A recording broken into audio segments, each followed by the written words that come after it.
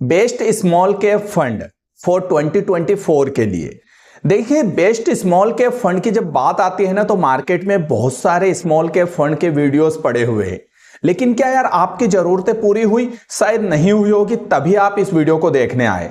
मैंने देखा कि यार अगर मैं सेम वीडियो बना दूं तो फिर कोई मतलब नहीं है। मैंने कुछ अलग हटके यहां पर इस वीडियो को शूट किया है और स्मॉल कैप फंड की पूरा डिटेल एनालाइज यहां पर हम करने वाले हैं।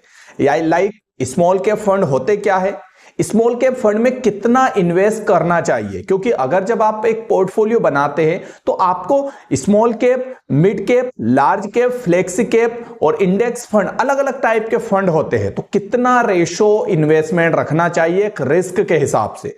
और एज ग्रुप सबसे बड़ा फैक्टर होता है, क्योंकि स्मॉल कैप की जब बात आती है ना, तो एज ग्रुप सबसे बड़ा मैटर रहता है। क्योंकि अगर आपकी एज ज्यादा है तो आपको स्मॉल कैप में इतना इन्वेस्ट करना चाहिए, और अगर आपकी एज कम है तो आपको इतना इन्वेस्ट करना चाहिए। शायद ये पता नहीं होता है ज्यादातर लोगों को। इसके बाद हम इस वीडियो में बेस्ट स्मॉल कैप फंड आपके द्वारा खुद एनालाइज करवाएंगे, यानी कि प्रैक्टिकल में चीजें बताऊंगा, प्रैक्टिकल खुद आप देखोगे और अपने हिसाब से अलग अलग फिल्टर हम लगाएंगे, और उस फिल्टर के बेसिस पर बेस्ट स्मॉल कैप फंड 2024 के लिए हम तलाशने वाले हैं इस दिसंबर मंथ के लिए। तो यार तैयार हो जाइए 2024 एंड 2025 के लिए best small cap fund choose करने के लिए। तो चलिए शुरू करते हैं। देखिए, मेरा नाम है श्रवण कुमार चंदेल और मैं पिछले 7 साल से स्टॉक मार्केट, शेयर मार्केट से जुड़ा हुआ हूं, और मैं अपने पोर्टफोलियो को सक्सेसफुल तरीके से रन कर रहा हूं, और मुझे लगभग अच्छा खासा रिटर्न यहां पर मिला है अभी तक कंसिस्टेंसी तरीके से। जो भी मैंने पोर्टफोलियो बनाया है उसके ऊपर किसी दिन आपके साथ डिस्कस करूंगा। सबसे पहले हम यहां पर कौन कौन से पॉइंट ध्यान रखेंगे सबको मैंने बता दिया। सबसे पहले पॉइंट्स की तरफ बढ़ते हैं। उससे पहले चैनल पर पहली बार आए हैं तो नया चैनल है, आप लोगों के सपोर्ट की आवश्यकता है। प्लीज लाइक कर देना, चैनल सब्सक्राइब कर लेना। देखिए, सबसे पहले बात करते हैं स्मॉल कैप फंड होते क्या है। तो देखिए, स्मॉल कैप फंड वो फंड होते हैं जो कि 250 कंपनियों से नीचे के होते हैं। मतलब एक एग्जांपल के तौर पर बताओ तो जो टॉप की, हम निफ्टी 50 की बात करें तो जो निफ्टी 50 और निफ्टी नेक्स्ट 50 की जो कंपनियां होती है, यानी कि टॉप की 50 और उसके बाद की 50, यानी कि टॉप के 100 जो शेयर मार्केट या निफ्टी पर लिस्टेड है ना, टॉप 100 की जो कंपनियां हैं वो लार्ज कैप फंड आ जाते हैं। लार्ज कैप कंपनियां मतलब लार्ज कैप फंड वाले रहते हैं।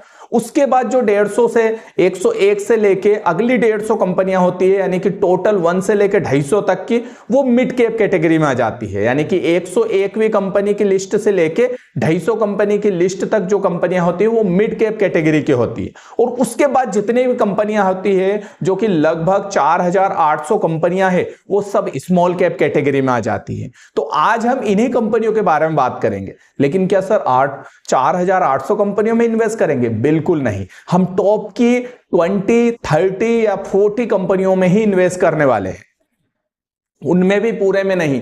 टॉप की 4-5 कंपनियों में इन्वेस्ट होगा, टॉप की 50 कंपनियों में होगा। डिपेंड करता है हम किस म्यूचुअल फंड को चूज करते हैं। तो आप लोगों के लिए best small cap fund choose करने वाले हैं हम यहां पर। तो समझ आ गई कि स्मॉल कैप कंपनियां क्या होती है और स्मॉल कैप फंड इन्हीं कंपनियों से मिलकर बनते हैं। यानी कि स्मॉल कैप फंड वो फंड होते हैं जो इन्हीं कंपनियों में इन्वेस्ट किया जाता है या करता है। ये क्राइटेरिया रहता है कि अगर स्मॉल कैप फंड है वो, तो इतना एटलीस्ट इन्वेस्टमेंट इन्हीं कंपनियों में करना पड़ेगा। उसके पास कोई ऑप्शन नहीं है, कोई चारा नहीं है। इसीलिए जब हम पोर्टफोलियो बनाते हैं तो large cap, mid cap, small cap, flexi cap और इंडेक्स फंड सभी में इन्वेस्ट करते हैं थोड़ा थोड़ा। तो अब सेकंड पॉइंट यहीं से निकलता है कि सर यार कितना इन्वेस्ट करें, क्योंकि जब बात आती है स्मॉल कैप फंड की तो हाई रिटर्न, हाई रिस्क दोनों ही हाई होता है। जब शेयर मार्केट गिरता है ना, तो सबसे ज्यादा मार पड़ती है स्मॉल कैप कंपनियों के ऊपर, यानी कि स्मॉल कैप फंड के ऊपर। आपने देखा होगा कई बार जब शेयर मार्केट धड़ासाई होता है, ये धड़ाम से गिरती है, क्योंकि रिस्क उतना ही ज्यादा, और जब बढ़ता है ना मार्केट तो तेजी से बढ़ती है, रिटर्न भी उतना ही ज्यादा मिलता है। तो कहा जाता है एक एक्सपर्ट के अकॉर्डिंग, और मैंने देखा है एनालाइज करके, कि आपको अपने टोटल 100% पोर्टफोलियो, 100% पैसे को लगभग 40% जो रहता है। देखिए, मैं अग्रेसिव ट्रेडर हूं, मैं अग्रेसिव इन्वेस्टर हूं, जहां पर मुझे रिटर्न भी ज्यादा चाहिए, भले मैं रिस्क उठा लूंगा। तो अगर आपकी एज है 30 या 30 से नीचे तो अग्रेसिव इन्वेस्टर होना चाहिए। आपके पास रिस्क लेने की कैपेसिटी है, क्योंकि अभी आपकी यंग एज है, आप जितना चाहे उतना खर्च कर सकते हैं। तो मैं आपको सजेस्ट करूंगा आपका 40%, यहां पर मैं आपको पूरा गणित बताता हूं कि आपका जो 40% है, जो है आपका टोटल इन्वेस्टमेंट का जो 40% है वो आपको लार्ज कैप में लगाना चाहिए। लार्ज कैप फंड है ना, उसमें लगाना चाहिए। इसके बाद आपका जो 30% बचा, ठीक है, 30% आपको मिड कैप कैटेगरी में लगाना चाहिए। मिड कैप जो म्यूचुअल फंड होते हैं ना, उसमें लगाना चाहिए। इसके बाद आपको 20% में सजेस्ट करता हूं स्मॉल कैप में इन्वेस्ट करना चाहिए। कितना? 20%, ठीक है, स्मॉल कैप में। और बचा आपका 10% वो आपको लगा देना चाहिए फ्लेक्सी कैप फंड में, ठीक है, फ्लेक्सी कैप फंड में। अब आप अगर 30 एज ग्रुप से पार हो गए हैं, 35, 40 वगैरह, तो फिर आपको थोड़ा सा इसमें चेंज करना चाहिए। क्या करना चाहिए? चेंज करना चाहिए। ये उन लोगों के लिए जिनकी एज है 30 से नीचे, ठीक है, 30 से नीचे वाले। अगर आपकी है 30 प्लस की एज, तो आपको यहां पर कम से कम 50% जो अपना इन्वेस्टमेंट है वो लार्ज कैप में लगाना चाहिए, और कम से कम 30% के आसपास यहां पर मिड कैप में लगाना चाहिए, और एटलीस्ट केवल 10% आपको स्मॉल कैप में इन्वेस्ट करना चाहिए। किसमें?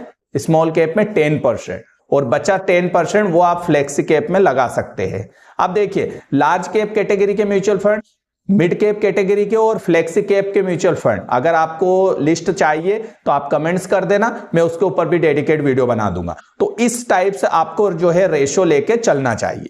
हमारा सेकंड पॉइंट सोल्व हो गया। अब हम यहां पर देखते हैं best small cap funds 2024 and 2025 के लिए कौन से होने वाले हैं। तो चलिए सीधे हम चलते हैं लैपटॉप की और डिटेल वाली स्क्रीन पर। तो मैं यहां पर निफ्टी 50 को खोल के बैठा हूं। शेयर मार्केट की हालत तो आपको पता है, अभी जो मार्केट है वो 6 महीने के पुराने लेवल पर चल रहा है, 1 साल के पुराने लेवल पर हम मान सकते हैं, ज्यादा रिटर्न नहीं है, इसलिए थोड़ा सा हम रिस्क को कंट्रोल करके चलेंगे। तो मैं यहां पर टिकर टैप को यूज कर रहा हूं। ये कोई स्पॉन्सर वीडियो नहीं है, बट अच्छा प्लेटफॉर्म है जहां से हम पूरी तरीके से फिल्टर लगा के एनालाइज करने वाले हैं, इसलिए काफी अच्छा ये प्लेटफॉर्म होने वाला है। सही से हम स्मॉल कैप फंड को एनालाइज कर पाएंगे। तो आपको यहां पर अगर आना है तो अकाउंट बना लेना। अकाउंट बनाने के बाद स्कैनर पर टैप करना है। स्कैनर पर टैप करने के बाद यहां पर म्यूचुअल फंड टैप करना है, और यहां पर स्टार्ट स्कैनर पर टैप कर देना है। अब यहां पर आपको सीधे इस वाली कैटेगरी में जाना है, और यहां से इक्विटी चूज कर लेना है। इक्विटी पर डाउन ये एरो पर टैप करना है, और यहां से आपको सिंपल सा इक्विटी में स्मॉल कैप फंड है, इसको चूज कर लेना है। अब आपके सामने 29 रिजल्ट आ चुके हैं। ये वो रिजल्ट है जो स्मॉल कैप फंड है, ठीक है, जो स्मॉल कैप कैटेगरी के फंड है। अगर आप यहां पर अभी देखेंगे तो हमारे पास प्लान है ग्रोथ का ही लेना है। AUM कितना है उनका, कितने हजार करोड़ का है वो है हमारे पास। लार्ज CGR है, मतलब 3 साल में कितना रिटर्न दिया है वो हमारे पास है। और एक्सपेंस रेशियो, यानी कि कितना एक्सपेंस कर रहे हैं वो यहां पर दिया गया है आपके पैसे का। लेकिन इसमें कुछ फिल्टर और हम ऐड करेंगे, तो यहां पर ऐड फिल्टर पर टैप करना है। यहां से आपको रिस्क को यहां पर हम CAGR 3 ईयर और CAGR 5 ईयर और CAGR 10 ईयर कर लेते हैं। मतलब 3 साल, 5 साल और 10 साल में कितना रिटर्न दे रहा है म्यूचुअल फंड, वो हम ट्रैक करेंगे। इसके अलावा अल्फा भी आप चेक कर सकते हैं इसका, म्यूचुअल फंड का। इसके अलावा आप एब्सोल्यूट रिटर्न 6 मंथ का चेक कर सकते हैं। अगर आपका इन्वेस्टमेंट है 1-2 साल का या 6 महीने का आप इन्वेस्ट कर रहे हैं, तो फिर एब्सोल्यूट रिटर्न 1 ईयर का चेक कर लेना, फिल्टर लगा लेना, 6 महीने का फिल्टर लगा सकते हैं। अभी मैं इसको नहीं लगा रहा हूं। रिस्क को हम यहां पर सेबी रिस्क कैटेगरी चूज कर लेंगे, यानी कि जो सेबी की तरफ से जो म्यूचुअल फंड की रिस्क कैटेगरी दी गई है वो हम यहां पर देखेंगे, क्योंकि आज के टाइम पे बहुत ज्यादा अलग अलग टाइप के स्कैम चल रहे हैं। तो हम सेबी की जो क्लासिफिकेशन है उसके हिसाब से जो सही से गाइडलाइन का पालन कर रहे हैं वही म्यूचुअल फंड लेंगे, क्योंकि रिस्क सबसे बड़ा चीज है भाई। पता पड़ा हमने जिस म्यूचुअल फंड को चूज किया उसमें हाई रिस्क हो, मतलब सेबी की टेढ़ी नजर उसके ऊपर हो, बाद में पता पड़ा हम कंटिन्यू नहीं रख पाए उसको, उस म्यूचुअल फंड को। ऐसे बहुत सारे म्यूचुअल फंड आते हैं। इसके अलावा यहां पर मैक्सिमम ड्रॉ डाउन भी चूज कर सकते हैं। देखिए यहां पर मैं टिकटर को यूज कर रहा हूं, टिकर पेज को, लेकिन ये एक पेड वर्जन है, पेड वाला प्लेटफॉर्म है, तो मैं इसका फ्री वर्जन यूज कर रहा हूं, तो इसलिए आप भी कोई 2000 या 600 रुपए तो लगाएंगे नहीं, इसलिए फ्री का यूज करेंगे। तो हम ऐसे ही फिल्टर यहां पर लगा रहे हैं तो हम ऐसे ही फिल्टर लगाएंगे जो फ्री में अवेलेबल है, पैसे नहीं देने वाले। तो यहां पर हम इसी को रहते हैं पोर्टफोलियो कंपटीशन यहां पर रहने देते हैं। रेटियोस यहां पर शार्प रेशियो भी आप चेक कर सकते हैं, PF ratio, P ratio check कर सकते हैं, शॉर्टिनो रेशियो वगैरह, अभी इनकी हमें कोई आवश्यकता नहीं है। इसके अलावा योर फिल्टर, अगर हम कस्टम फिल्टर लगाना चाहते हैं वो लगा सकते हैं, बट अभी इतना ही ठीक है। और अब हम यहां पर डन कर देते हैं। तो अब हमारे पास जो म्यूचुअल फंड आए हैं लिस्ट में 29 म्यूचुअल फंड आए हैं, और ये वही है जो बेसिकली हमने फिल्टर के हिसाब से लगाए हैं। अब हम उसी के हिसाब से यहां पर चेक करने वाले हैं। सभी फिल्टर लगा लिए हैं, मतलब 3 साल का रिटर्न कितना दिया है, 5 साल का रिटर्न है, 10 साल का रिटर्न, सेबी रिस्क कैटेगरी क्या है, इसके अलावा एक्सपेंस रेशियो क्या है। एक फिल्टर और लगा लेता हूं, बेंचमार्क को बीट किया है नहीं। लगभग सभी ने अपने बेंचमार्क को हालांकि बीट किया है, तो उस फिल्टर को मैं रहने देता हूं। अब हमारे पास जो कैटेगरी आई है 1 से लेके 29 के म्यूचुअल फंड है, इनमें से हमें टॉप 5 म्यूचुअल फंड तलाशेंगे जो आपके लिए बेस्ट होने वाले हैं, इनका रिटर्न हम चेक करके। तो चलिए सबसे पहले हम यहां पर ये देखते हैं, नंबर 1 पर निप्पॉन इंडिया है, एचडीएफसी, एसबीआई। सबसे पहले तो ये देखते हैं कि इसका यहां पर 3 साल का रिटर्न कितना है, ग्रोथ के सभी प्लान है, एयूएम ये इतने हजार करोड़ का है। सबसे पहले ध्यान रखना है आपका एयूएम अगर कम होना तो उस म्यूचुअल फंड को चूज करना है। कुछ पॉइंट और मैं बता देता हूं कि सबसे पहले तो उस म्यूचुअल फंड को चूज करो जिसका एयूएम कम हो। दूसरी बड़ी बात कि जो यहां पर कम से कम यहां पर जो है कंसिस्टेंसी तरीके से रिटर्न दे रहा है, यानी कि पुराना म्यूचुअल फंड हो जो 5 साल एटलीस्ट कम से कम चल रहा हो, 5 साल से चल रहा हो, उससे ज्यादा ही चल रहा हो, जिस पर सेबी की जो रिस्क है वो थोड़ी कम हो, इसके अलावा जिसका एयूएम थोड़ा कम हो। ठीक है, साथ ही आप चाहे तो एक्सपेंस रेशियो भी चेक कर सकते हैं, एयूएम चेक कर सकते हैं और एग्जिट लोड चेक कर सकते हैं। हालांकि हम एग्जिट लेंगे नहीं समय से पहले, पर कोई आवश्यकता नहीं है, हमें मेन यहां पर रिटर्न देखना है। तो मैं यहां पर इसको थोड़ा सा आगे बढ़ाता हूं, ग्रोथ एयूएम भी छोड़ देते हैं, ये ठीक है। अब यहां पर हमने क्या क्या पॉइंट रखे, 3 साल का रेशियो, एक्सपेंस रेशियो, 5 साल का रिटर्न, 10 साल का रिटर्न और सेबी रिस्क कैटेगरी। तो अगर आप सेबी की रिस्क कैटेगरी देखेंगे तो लगभग सभी वेरी हाई पर है, क्योंकि स्मॉल कैप फंड है, वेरी हाई होना ही है। तो इसको तो हम छोड़ देते हैं क्योंकि सभी वेरी हाई है, तो इसको थोड़ा सा इधर खसकाते हैं, वैसे कोई मतलब नहीं है। चलो ये देखते हैं। अब यहां पर हमें ये देखना है कौन कौन से स्मॉल कैप फंड सबसे बेस्ट है। अगर मैं यहां पर फिल्टर लगाता और बहुत सारी कैटेगरी लगाता ना, और केवल 4-5, अगर बहुत सारे लोग क्या करते हैं, बहुत सारे वीडियो में वो 4-5 म्यूचुअल फंड बताते हैं, फिल्टर अलग अलग लगा के उनको डिलीट करते जाते हैं, और जो टॉप 5 के म्यूचुअल फंड बचते हैं ना, वो किसी काम के नहीं होते, वो भले फिल्टर से आए हैं लेकिन वो किसी काम के नहीं है। बहुत सारे उस कैटेगरी में जब बचते हैं ना टॉप 5 के, तो ऐसे बच जाते हैं जो कि 3 सालों से चल रहे, 5 साल से चल ही नहीं रहे थे, इससे पहले तो था ही नहीं मार्केट में। अब भैया उसने रिटर्न दे दिया या उसके फिल्टर के हिसाब से वो टॉप 5 की कैटेगरी में आ गया, तो उससे क्या मतलब है, वो दूसरे पॉइंट भी तो फेल हो गया ना दूसरे पॉइंट में। इसलिए आपके सामने पूरी लिस्ट है, आप खुद चेक करिए, आपके हिसाब से चूज करिए। मैं यहां पर अलग अलग फिल्टर देखूंगा और सबसे मेन इंपॉर्टेंट रहता है रिटर्न, उसके बेसिस पर यहां पर चूज करूंगा। तो यहां पर आप देखो Nippon India small cap fund, अगर इसको देखेंगे तो 3 साल में 30% रिटर्न, 5 साल में 36% और 10 साल में 23%। अब ये 10 साल से चल रहा है, अगर 10 साल की कैटेगरी में कोई सा फंड है मतलब वो चल रहा है, बहुत सारे नहीं है, 5 साल में भी उनका रिटर्न नहीं है मतलब वो नहीं चल रहे थे, अभी अभी आए मार्केट में, 3 साल पहले की बात है। तो ये बात ध्यान रखना। तो अब इसमें से आपको ये चूज कर लेना है, चाहे तो वीडियो रोक के चूज कर लो कि किसने ज्यादा रिटर्न दिया है।